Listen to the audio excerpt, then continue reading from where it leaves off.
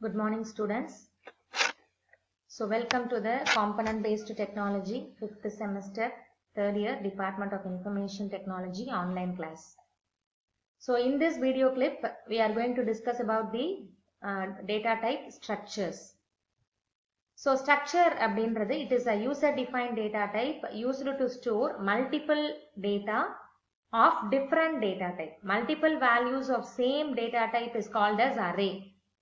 Similarly, multiple values of different data type அப்படின்றது it is called as the structures. So each and every data item in the structure is called as a data member and ஒரு மெம்பரையும் நம்மளால இண்டிவிஜுவலா access பண்ண முடியும். Okay. So structure cannot be declared within a function. Now let us see the syntax. இது வந்து காமனா நம்ம வந்து out of the function globally நீங்க declare பண்ணிட்டு you can use within the function but it cannot be declared within a function. Let us see the syntax now. Struct ன்றது ஒரு keyword. அந்த ஒரு keyword யூஸ் பண்ணி தான் நம்மளால structure declare பண்ண முடியும். So struct structure name and open bracket குள்ளார you can declare all the members whatever you require. அதாவது each and every member வந்து ஒரு different data typeல நீங்க declare பண்ணிக்கலாம். So let us see an example now. Struct student. So public string name, public int register number and public string department. இதுல வந்து நீங்க even public float average of the mark அப்படின்னு கூட நீங்க கொடுத்துக்கலாம்.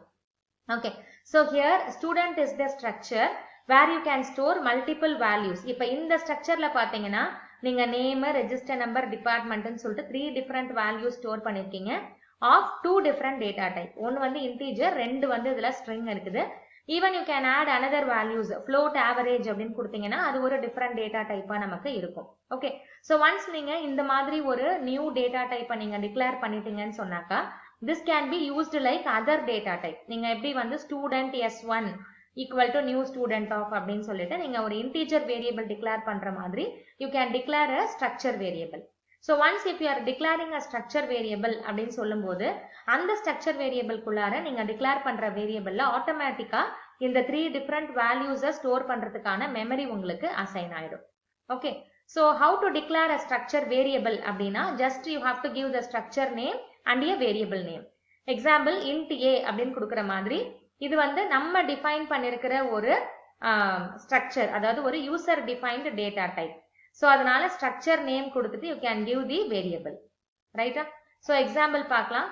So student s dot name is equal to your student name, s dot register number equal to some that is under concern Joes அப்படின்றவங்களுடைய register number and s dot department equal to information technology. Okay. So அப்போ இந்த statementல இருந்து what you have to understand is ஒரு structure variable உடைய member access பண்றதுக்கு you have to use the dot operator. So dot operator use பண்ணி தான் நம்ம அதை வந்து access பண்ணுவோம். இப்போ நம்ம int a ன்னு கொடுத்தா you can store only one integer variable. But இங்க இது வந்து user defined data type. This is a structure.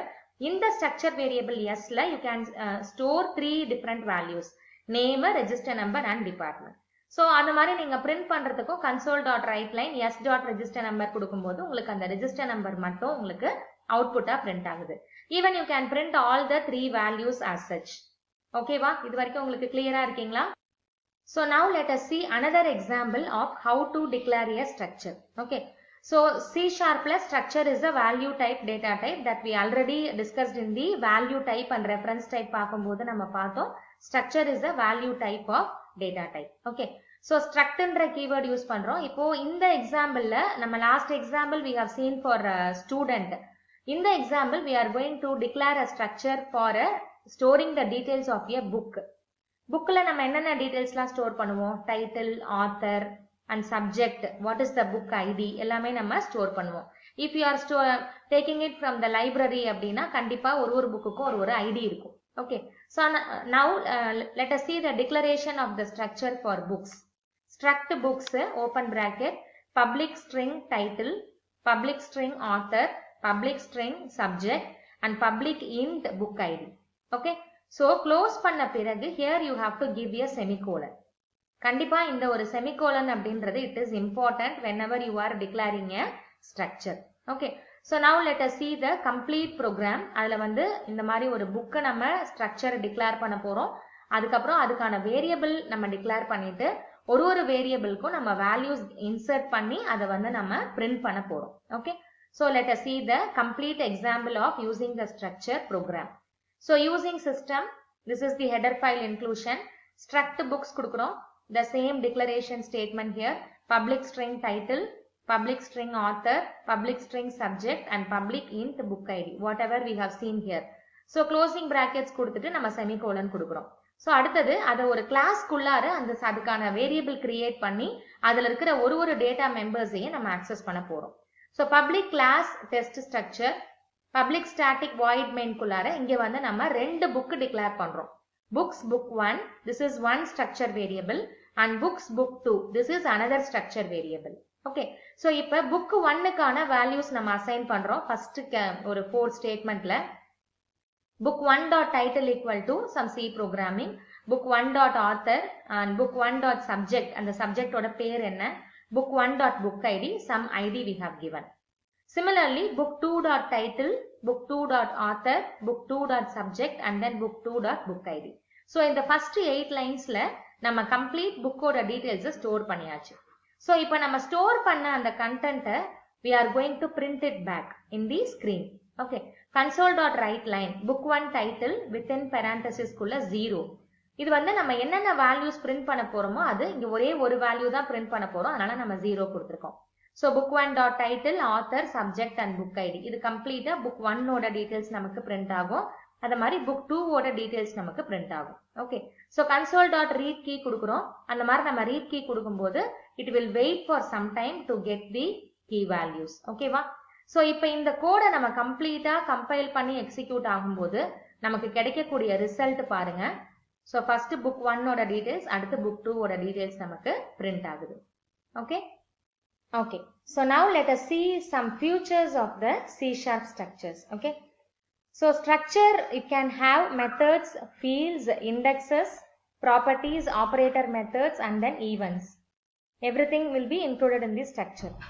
So structures, they can have defined constructors but not the destructor. அதாவது defined constructorனா நீங்க ஒரு அதாவது ஸ்ட்ரக்சரை வந்து நீங்க டிக்ளேர் பண்ணும் பொழுதே அதுக்கான இன்டர்னல் கன்ஸ்ட்ரக்டர் ஆக்டிவேட் ஆகி அதுக்கான மெமரி வந்து நமக்கு அசைன் ஆயிடும். ஆனா டிஸ்ட்ரக்டர்லாம் அதுக்கு நம்ம யூஸ் பண்ண முடியாது.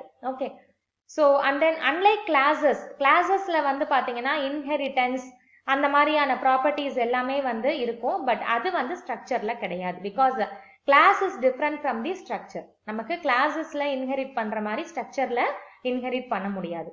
இன்ஹெரிட்டன்ஸ் இல்லை அப்படின்னு சொல்லும் பொழுதே ஸ்ட்ரக்சர் வந்து ஒரு கிளாஸுக்கு இன்னொரு ஸ்ட்ரக்சருக்கு பேஸ் ஸ்ட்ரக்சரால ஆட் பண்ண முடியாது.